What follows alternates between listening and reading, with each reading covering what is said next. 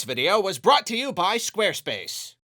One man's trash. Hello there, my lovely and speedy friends. I'm here with a casual review of Sonic X Shadow Generations. I did not get a chance to play the original, and as I will always remind you, I was big on Sonic as a kid. Sonic 2 was my first game ever, and I really loved those games, and then like Sonic Adventure 2. But then I kind of fell out with Sonic, and so the Switch generation has been me kind of like picking it back up again. And so I was really excited to play a remaster of Generations because I've heard many good things about it. So let's start with the remastered Sonic Generations, and I will say they remastered the heck out of it. This game looks really good. They did a lot to the texture work. The background art is really nice. Everything is just, it's very sharp. It's very sharp, it's very clean, very colorful. Colors pop like crazy. And obviously a lot of this comes down to the art direction of the original, which was very good, and then they've taken that and they have uplifted it a whole lot. By Sonic standards, it essentially looks like a modern Sonic game. You compare it to the other modern Sonic games and it's in line. The cutscenes look pretty good too. I was actually surprised looking at side-by-side comparisons, how good the originals looked. They didn't actually have to do that much with these. But even if they didn't touch the visuals that much, they actually redid like all of the dialogue, and they got the same actors to re-record the lines, but they added in different lines and they changed stuff. From what I can tell, they basically recontextualized everything to consider more of the Sonic canon. There are way more references to concepts and events and whatnot from past games, and that's perfect for Sonic Generations because this is supposed to be a big eras spanning celebration of Sonic. So the gameplay obviously is split between two types. You have classic Sonic and modern Sonic, and each of these, they take place in their own acts. You know, Sonic levels generally have an Act 1 and an Act 2. This time, those acts themselves are split up. Act 1 is classic Sonic, which is all 2D, and then Act 2 is modern Sonic, which is kind of a mix of 2D and 3D. I will say, classic took a little bit of time for me to get used to. Coming off of Superstars, that game to me felt really good and felt really in line with the originals, whereas this doesn't quite hit the mark in my eyes, in my hands, as it were. And because the controls aren't quite as tight, I did find these sequences a good deal less fun than modern Sonic. To me, modern Sonic just kind of feels better. There's more to the levels, there's more variety, he has more moves. I will say, though, I think it's very clever. When I saw stuff about Generations, I didn't know why there was a modern and a classic Sonic, but here they're just treating it like, no, that's just himself from when he was younger. And of course, when he was younger, he hasn't learned all of these moves. He doesn't have homing attack and stuff, and I don't know, I think it's a really a clever way to deal with that. But as a result, yeah, I think the 2D ones are just not quite as fun. I would say the biggest value that the classic stages bring is simply showing us a different perspective of these levels. Playing one level in 2 acts, showing different perspectives for each, I think that's very fun. Taking a level, showing it in a new context, from a new perspective, with a different move set. It's just a very fun idea. You get to take all these concepts and play with them in these multiple different ways. It's cool having a, classic Sonic 2D experience, but with a lot of the spectacle, the grand visual scope of the more modern games. But like I said, I definitely preferred the modern Sonic levels. I looked forward to those the most. There's just more going on, more in the moveset. Just more you can do. Obviously, you go from being able to home in on stuff and just half the level is you just hitting the button and automatically homing in on stuff. You get kind of used to it. So then kind of switching that off, it can feel a little tiny bit frustrating. And I will say, it's not like a real criticism. This is coming from a very stuffy game design purist kind of perspective. But there is part of me that thinks it's a little bit silly that you have classic Sonic, which is 2D, and then you have modern Sonic, which is 3D and 2D. There are sequences where the camera pans and you also get 2D, so now you have two different modes of 2D Sonic that you kind of have to like learn and switch back and forth between, and even switching between 2D and 3D for modern. The moves and your abilities change. It's a little bit muddy conceptually. And then to continue the stuffy, unnecessary game design purist thread, then Shadow, I'll talk about Shadow in a bit, obviously, and that one also moves between 3D and 2D, but there isn't a classic Shadow, so why? It's just kind of doing that because it's a fun idea, I guess. But anyway, putting that aside firmly, the gameplay overall is good, and this is where I really like Sonic, and I grew up with Sonic, but I frequently kind of butt heads with this certain game design philosophies. Sonic is all about learning a level and learning the moveset and playing levels like over and over and over again to get better and better and to cut down your time. So like the first time through can be a little awkward. It can feel a little frustrating trying to learn everything the game wants to teach you, especially here. There's just like, especially with modern Sonic, there's just like a lot of different moves, and the game will just like you're just like going, and like visually, sometimes it's hard to even see what's happening, and the game will just be like, L2! You're like, what? I don't even, in that moment, I don't even remember what L2 is supposed to, R1! Like, R1, R2! Like, what are you talking about? And obviously, like, yeah, you learn the level, you learn these parts, and you learn all the branching paths and how to utilize them. But for me, I'm a little bit more about the initial experience. So when there is friction in that process, I do get a little frustrated, but I also recognize that this is really a Sonic thing. But then where is that line between this is just the way Sonic is supposed to be, get good, learn the level, practice, and jank? You know, because that's the thing about Sonic games. Historically, they're just not very well polished in every case. They're not as polished as you'd like them to be. They're fun, but like there's plenty of stuff in this game. There were plenty of times when I was just like, yeah, that just seems like poor design, or just the janky physics just didn't do what I wanted them to do. There are certain elements of the controls that don't feel as good as I think that they should. And so like, yeah, where is that line in each case? I don't know. How much of my frustration is my own impatience? How much of it is the game just kind of, oh, come on, that shouldn't have happened. That doesn't make any sense. It's a little hard to tell sometimes, but yeah, like overall, it is a very fun experience.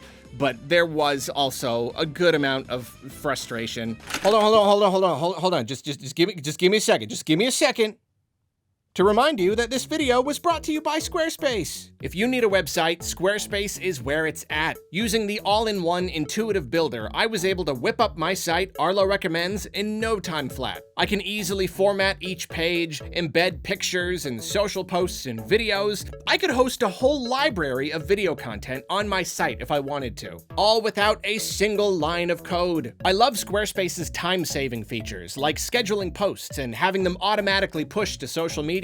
If your site needs more, you can check out Squarespace's powerful extensions on offer, as well as countless other features and options, tools for selling stuff and receiving payments, fine-tuning your SEO, or just checking your analytics. To try out Squarespace for yourself, head to squarespace.com for a free trial. Then when you're ready to launch, head to squarespace.com/Arlo to save 10% off your first website or domain. And now for today's recommendation: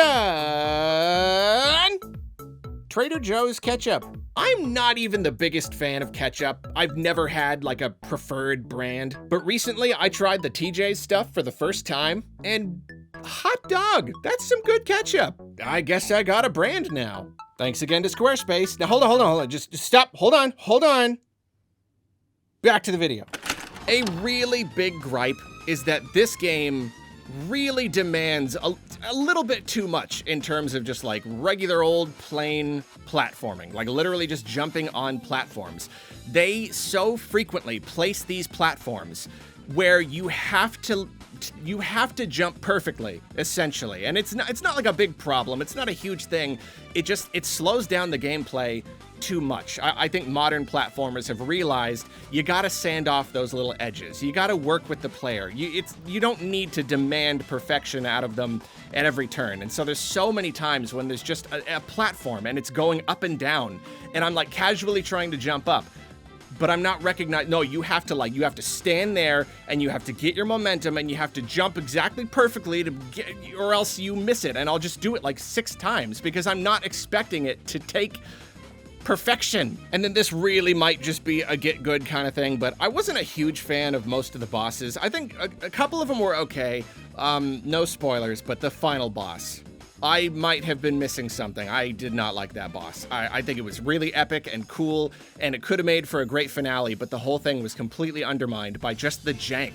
Trying to figure out what the game even wants from me, and then like one small mistake, and then you get reset into this thing, and now you gotta wait like a whole 2 minutes before it opens up. It just like, it was not well communicated, and it was just very janky. So that was definitely disappointing. But for all that, for all the usual Sonic jank and all that stuff, it is really fun. The levels are really cool because this is a big love letter to Sonic, pulling from throughout history and bringing these modern versions of these levels. They really double down on just the visual spectacle, just the feel of moving through and how cool they look and the sense of speed. Like I said, I'm not super familiar with all the different eras of Sonic. I don't catch all the references, but then like you get City Escape. I know City Escape. I played the heck out of Sonic Adventure 2, and so seeing a modern reimagining of that level and the modern style is really, really cool. And then seeing a 2D version of that, and in this one, the truck is chasing you the whole time and it's crashing through and like affecting the platforms like that. That's incredibly clever. So yeah, in terms of feel and visual spectacle, these levels deliver a whole lot, and that's really, I mean, that's what I'm looking for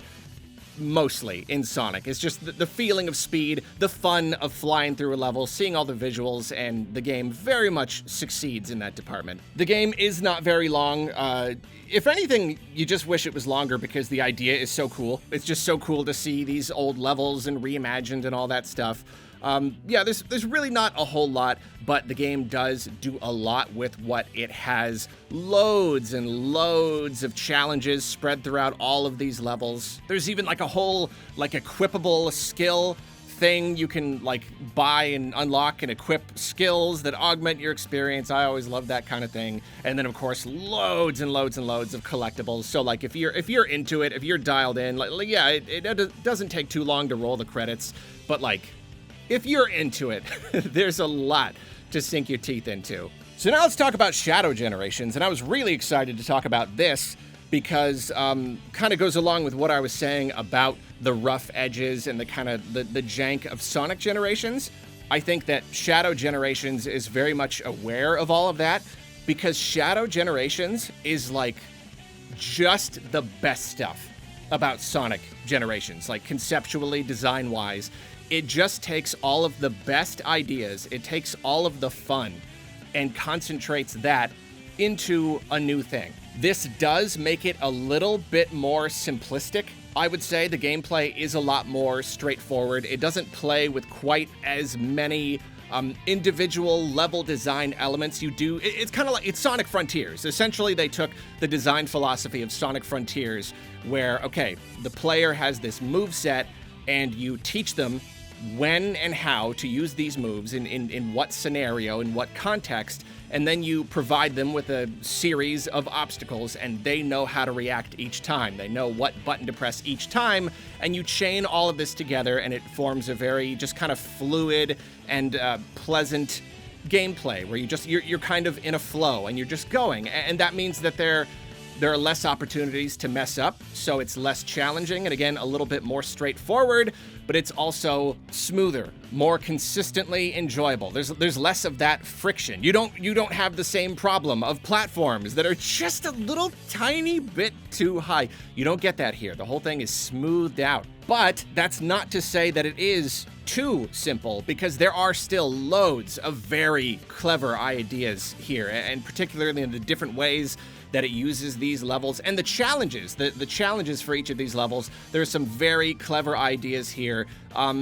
Right, essentially, like I said, this is just, it's all the best stuff of Sonic Generations. They took that idea and they did even more with it, and they did even better, and it is overall just a much more cohesive and enjoyable experience. Lots of clever design in there, and a lot of that is helped by Shadow's moveset. He's just got a lot of moves, all the Doom powers and stuff, and that definitely threatened to compromise the simplicity. You don't want it to be like too complex, but it doesn't feel that way because a lot of these abilities really only trigger in particular situations. And if anything, these extra moves gave them more to play with, more just design fun to have when designing these levels. I will say the different like Doom abilities, they're a little bit uneven. Most of them are pretty cool. I would say the Doom Morph, I really never got the hang of that. It's probably one of those things where like people who are really into the game, you know, speed running it and stuff, they're going to be able to utilize it really well. For me, it never really stopped feeling